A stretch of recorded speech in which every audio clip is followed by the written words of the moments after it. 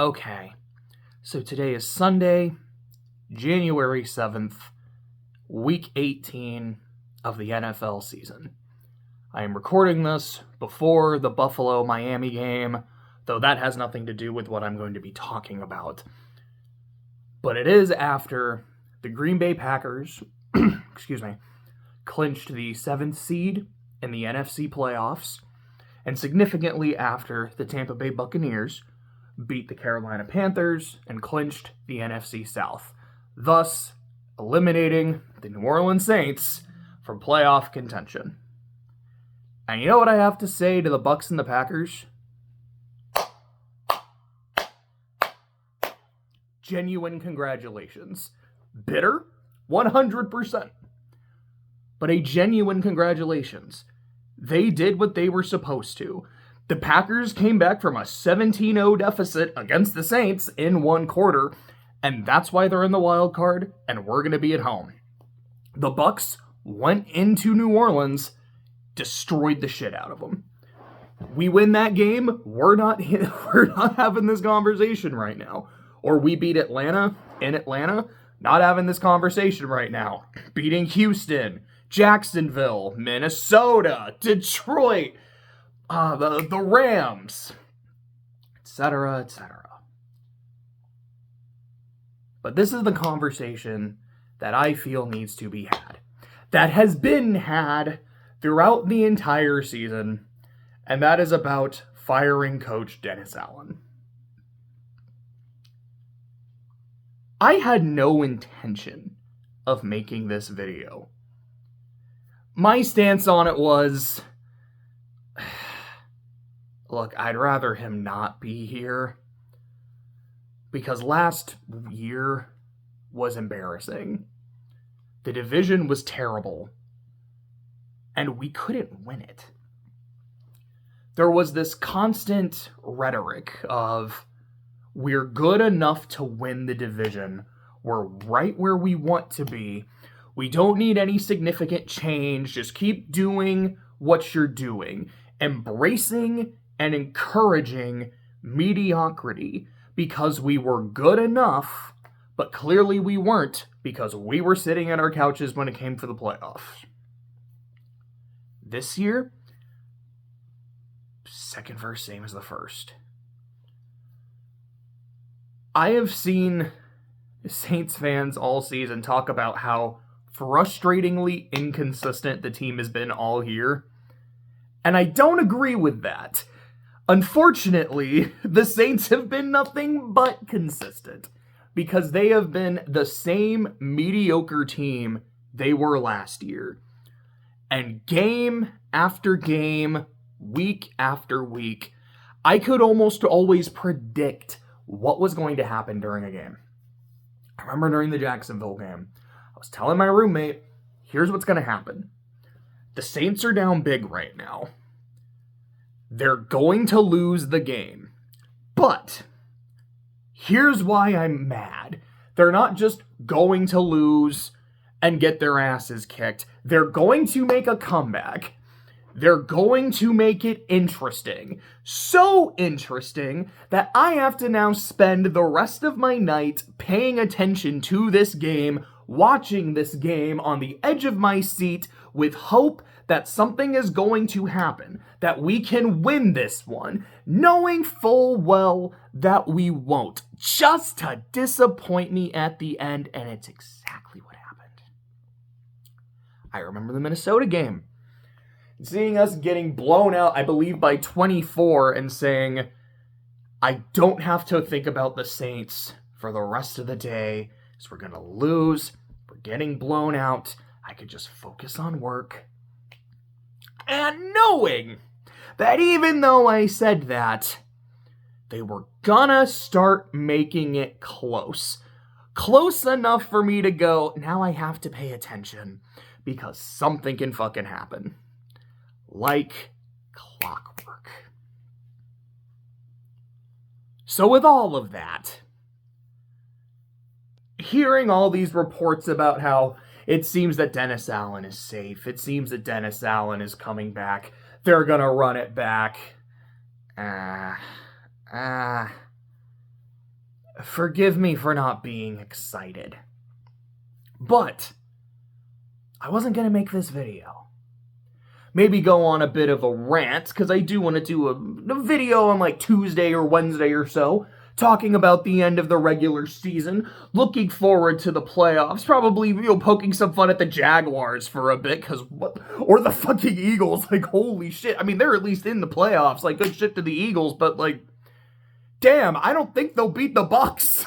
The Bucs didn't look great against Carolina, but holy shit, Philly looks awful right now.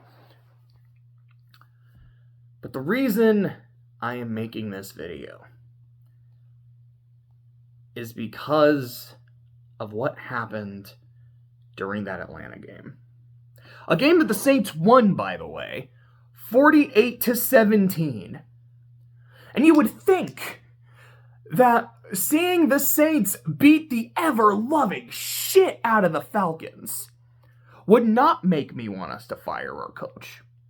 You would think that a victory like that, a thorough stomping like that, would make me have some degree of hope for our coach.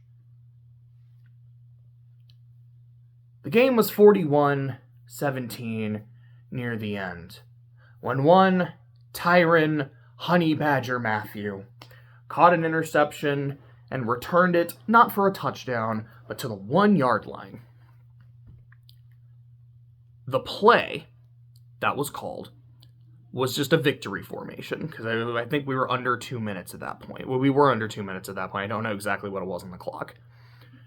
And instead of taking a knee, the players scored a touchdown. Specifically, one Jamal, I believe, Swag Kage Williams.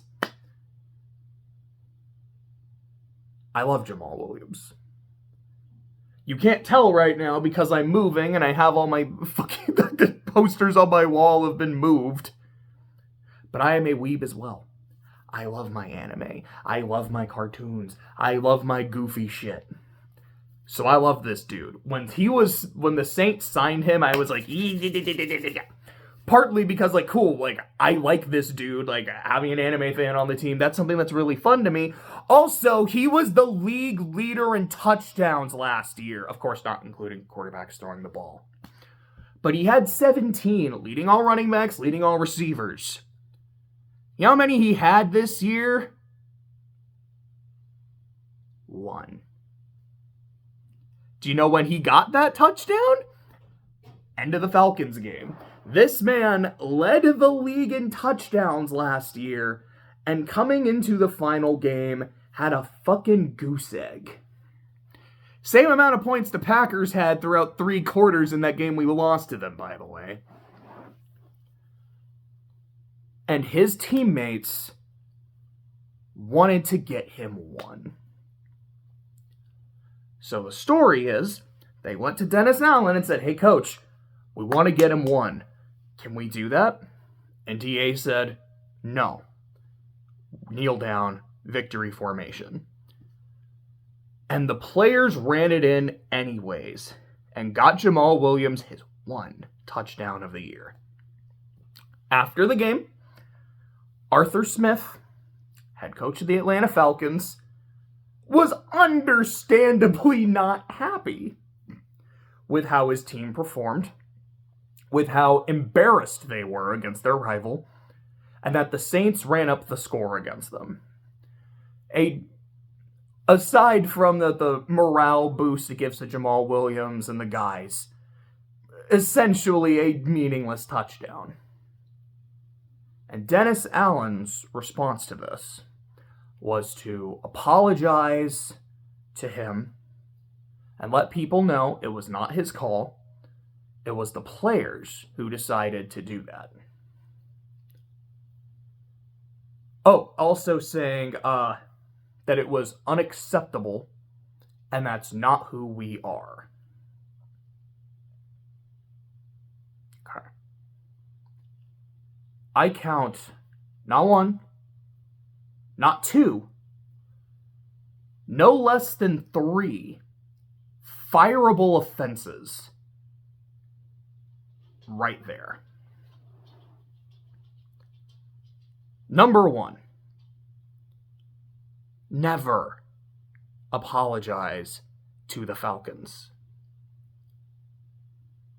The way I view the rivalry between the New Orleans Saints and the Atlanta Falcons are a pair of brothers who fucking hate each other and just want to one-up the other, want to embarrass the other as much as possible. And there's just this bitterness in the relationship. It's like Cain and Abel. Except, from reading the Bible, Abel didn't really hate Cain until, he was dead and then his blood was crying for him to be avenged. And Cain's the one who's like, I fucking hate my brother, but am I my brother's keeper? No, etc., etc.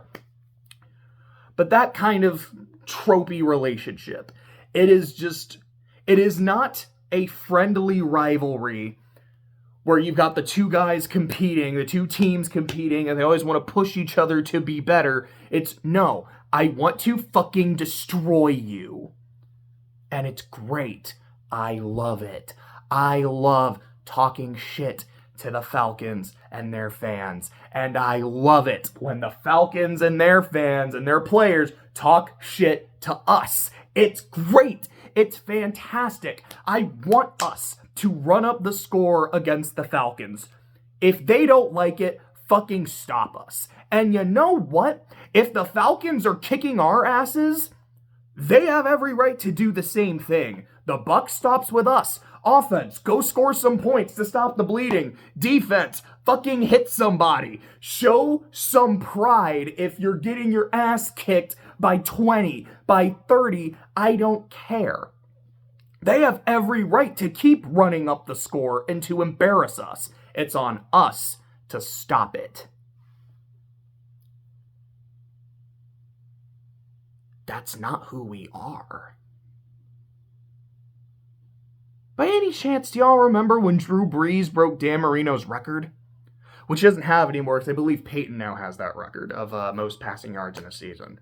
Unless someone has since broken that record, and I don't quite remember.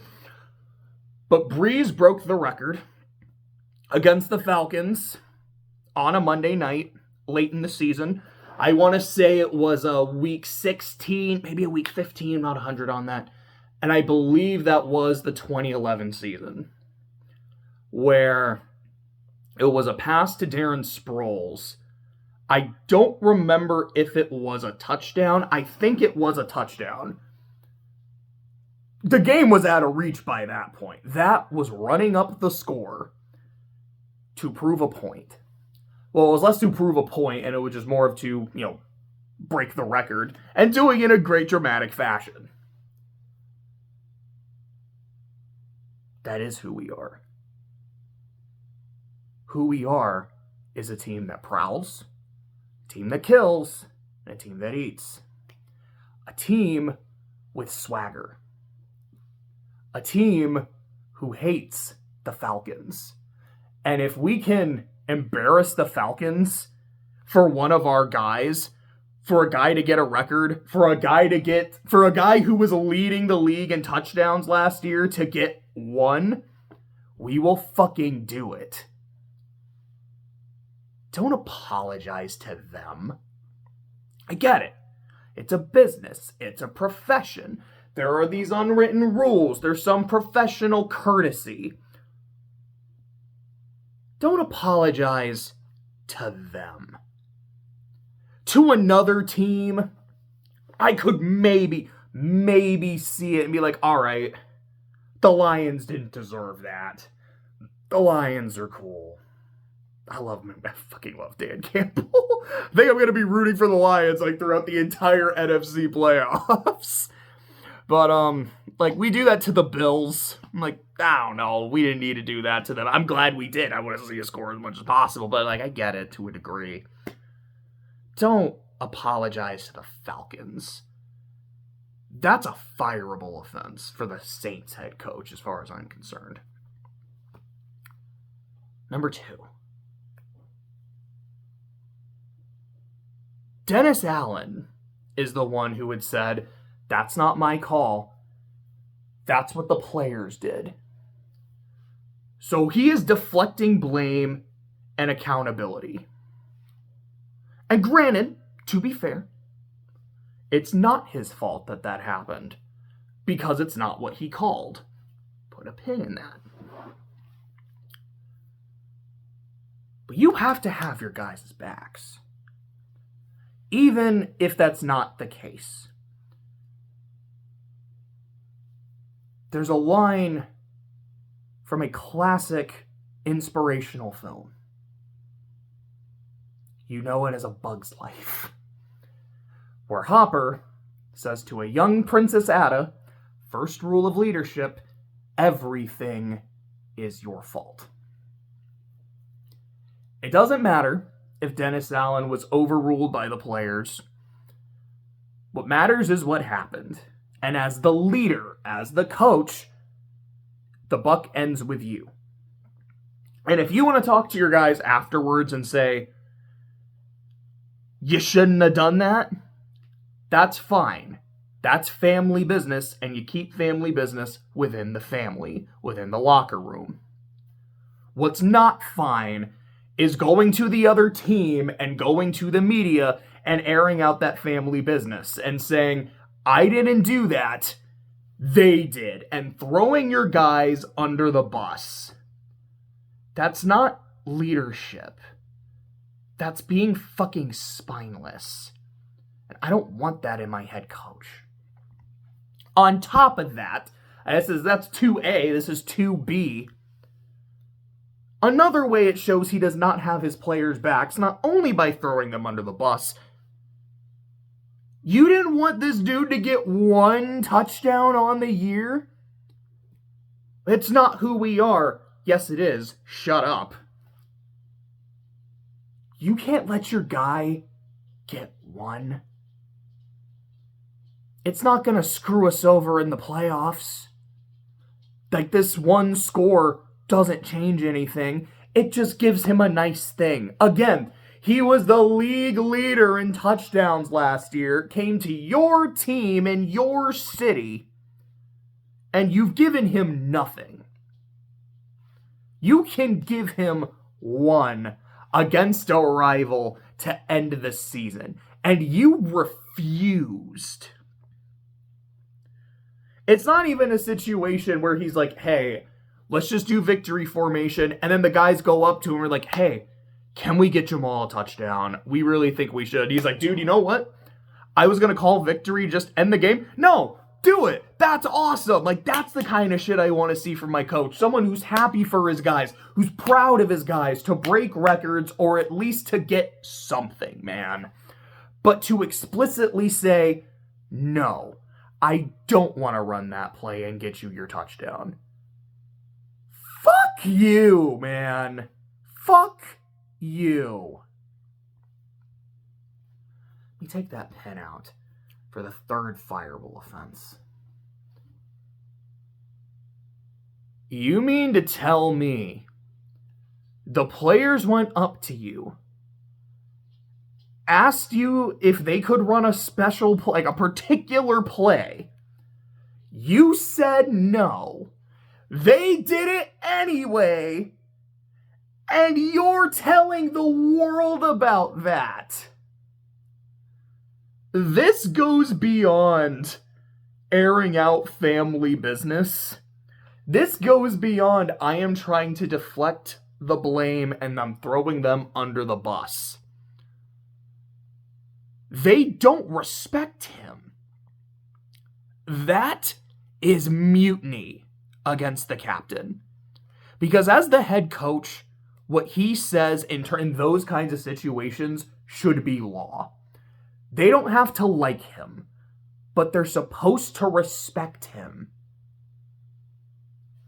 If they actively don't respect him, either they need to go or he needs to go.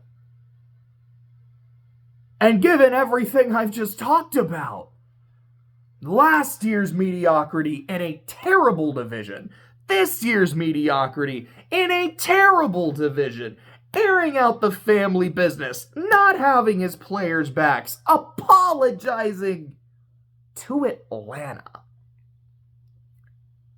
The players aren't the problem here.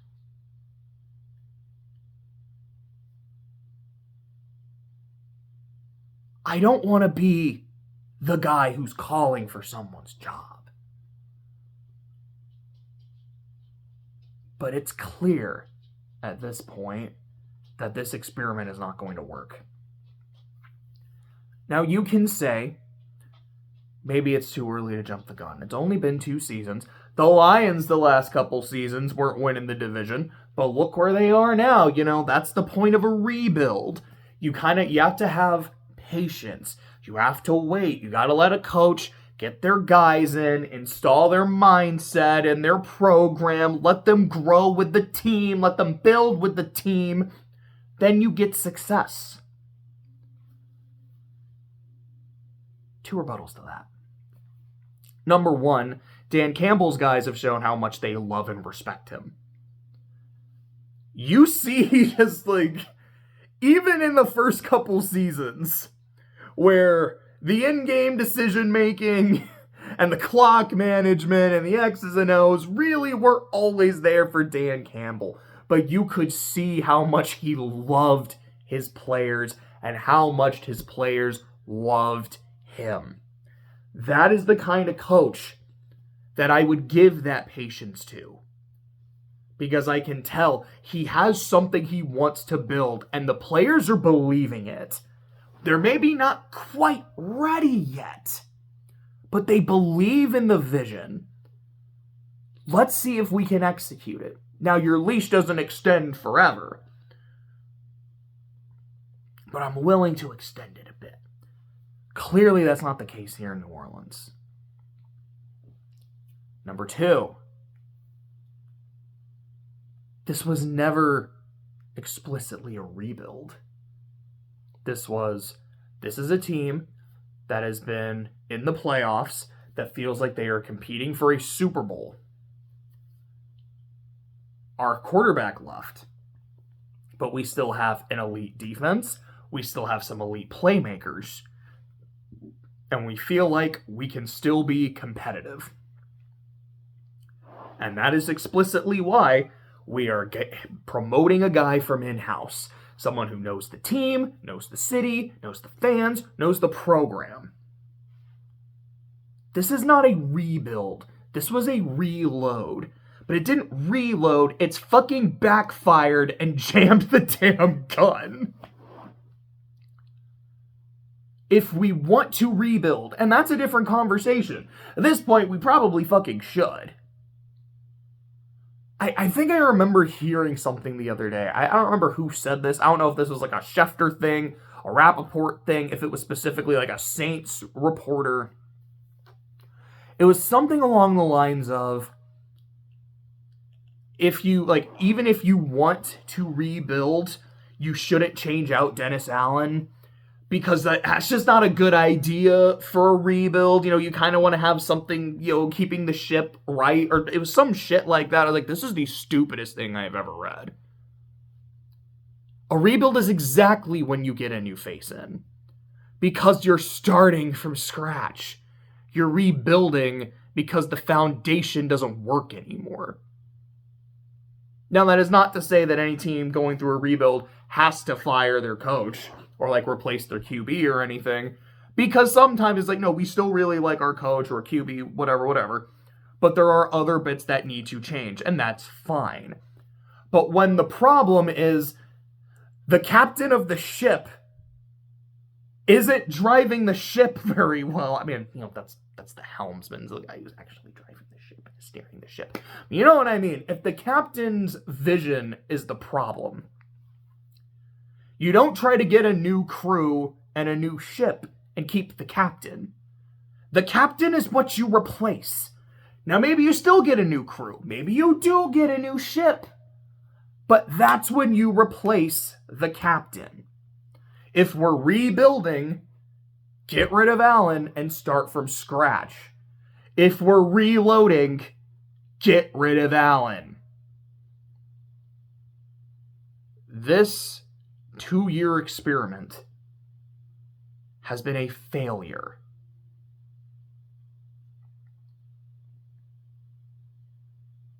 I don't think there's anything else I really have to say. I'm glad we beat the Falcons. That was great. If we had done it earlier in the season, we wouldn't be sitting on our couches. Good job to the Bucks. I don't know why I did that. It's like if I was talking to the Giants, maybe. Congratulations to the Bucks for doing what they were supposed to, and to the Packers and to the Rams for doing what they were supposed to. I think that's it. I'll see you.